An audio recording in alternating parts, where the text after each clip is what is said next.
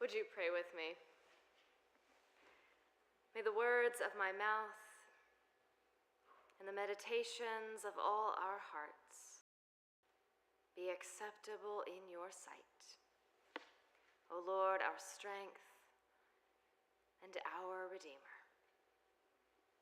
Amen. Well, it is the 5th day of the season. Your true love has finally stopped giving you birds, for now, and it is time to celebrate again. Merry Christmas. I always find it a bit odd that this is the first Sunday gospel reading of Christmas. We have 7 days to go. The wise men aren't even here yet, and Jesus is already 12 years old. It's just too fast. But maybe the parents among us can relate.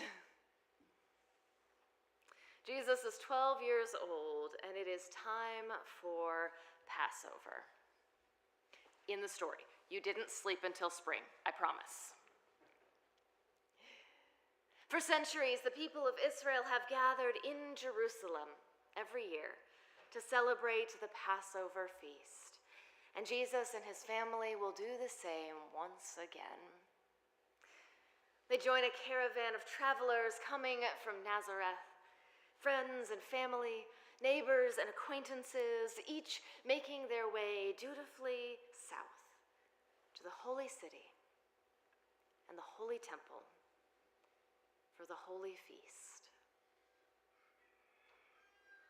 They would have sung psalms, hymns, and spiritual songs all the way there, celebrating God's history of faithfulness to them, expressing their longing to ascend the holy mountain and to be in God's presence.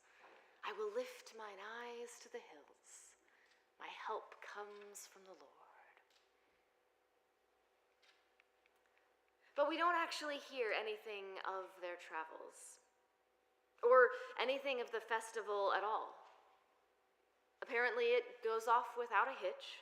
A week spent celebrating the founding story of their faith, and then before they know it, they are on the road back home.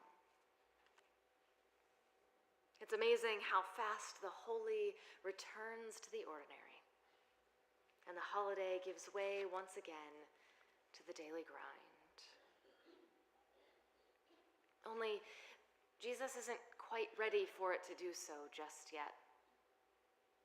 He stays behind, captivated by the temple and the conversations within it, feeling at home there more than anywhere else on earth. His parents don't quite realize that he's missing. He's 12, after all, almost an adult in their world, and he's more than old enough to wander around with the caravan and his cousins, playing amongst the family. His parents figure they'll see him at the campfire that night. No big deal. And then they don't. So the next morning they start asking around, whose tent did the kids sleep in last night? Did anyone see where they went this morning? By lunch it's become clear he is nowhere to be found. Mary and Joseph are worried sick, of course. I mean, what if something happened to him? Where could he possibly have gone? Didn't he leave with everyone else?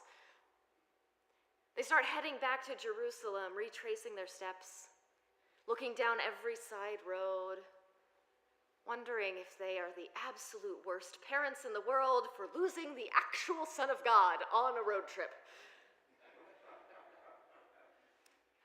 They make it most of the way back, probably camp with another group of pilgrims just leaving the city. And then on the third day, they race to the temple to pray for help in finding their son in this huge city. And they find him there, sitting in the temple courtyard, dialoguing with the priests and the scribes and the attendants about every matter under heaven and in it. Talking like he's one of them.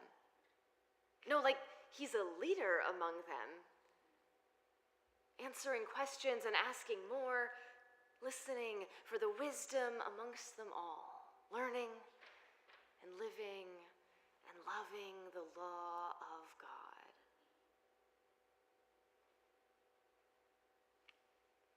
And that moment, that image hangs in the air for what must seem like an eternity. I mean, he's just a child, right?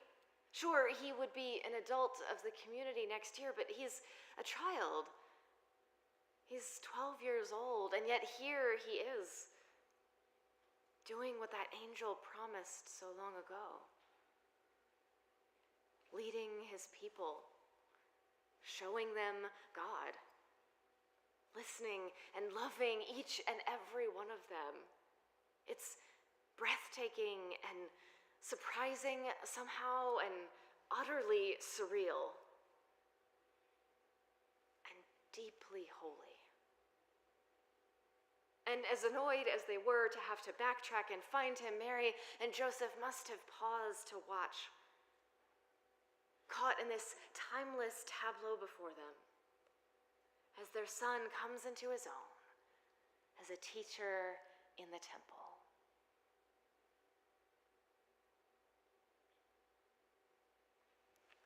After a minute, though, the awe does fade enough for the frustration to return.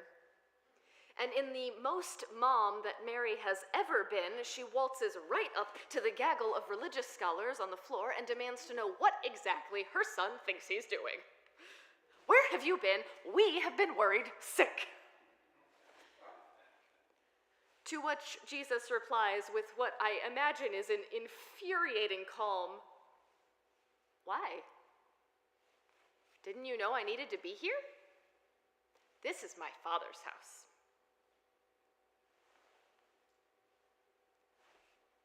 They're baffled, frankly, and they know he's special. They know the angel called him the Son of God, and that he sure seems to be the Messiah, but he's 12. He's their kid. This is weird. Surely this all should have started later, right? It's all happening too fast. And Jesus seems to understand that. They're not ready quite yet. And so, as much as he loves the temple, as much as it feels so much like home to him, as much as he wants to spend every hour of every day talking with these priests and these scribes and these attendants about God, he goes home. He goes back to Nazareth with Mary and Joseph, and he finishes growing up with them. He spends more time with his family, more time with his friends, more time in the woodshop and the local synagogue and the quiet countryside. He comes back every year for the festivals, and he spends his days there in the temple, and then he goes home again each time, because they're not quite ready yet.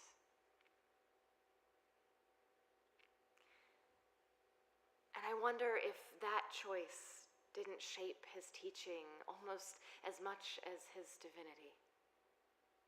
Perhaps if he had stayed in the temple from 12 years onward, he would have come to agree with the legal scholars on all the conventional points. Perhaps he would have found it harder to notice when they were wrong, or to stand up when the temple leaders were harming the people, or to walk away and lead from the margins. Because the lesson here is twofold. There is beauty and wisdom and holiness and home to be found in the holy places. In the temple, there is the presence of God.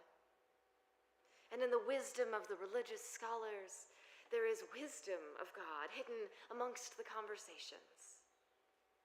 And when we gather in the presence of God, in the places of God, in the holiness and the holidays and the mystery, we grow, just like Jesus. We grow in our faith and in our love and in justice and in wisdom. We grow in God as we sit in God's presence. But the temple isn't the only place where God is. The prophets said it again and again through the years. The temple is God's house on earth, but it isn't the only place God can be. God can move. God can find the people enslaved in a foreign land and rescue them. God can walk with them through wilderness and war and uncertainty and exile, and can speak through the prophets every step of the way. God can even show up in human flesh, in human life, in human time, just to walk with us and teach us and love us. Because as Jesus recognized in this passage, the ordinary days are holy too, in their own way. The ordinary human body is holy too. The quiet countryside and the rural synagogues and the bustling woodshops are holy too. The time with family and friends, neighbors and acquaintances is holy too. And when we gather together in the ordinary to do our work and our rest and our play together, we gather in the presence of God there too. We are all made in the image of God. There is a fragment of that same divinity that lived in Jesus living in each of us. A tiny incarnation of holiness to mirror the incarnation of God on this earth. And so when we gather together as the children of God, we grow together. We work together, we eat together, we listen to each other's stories, and in those we grow in faith and in love, in justice and in wisdom, for the presence of God is among us too.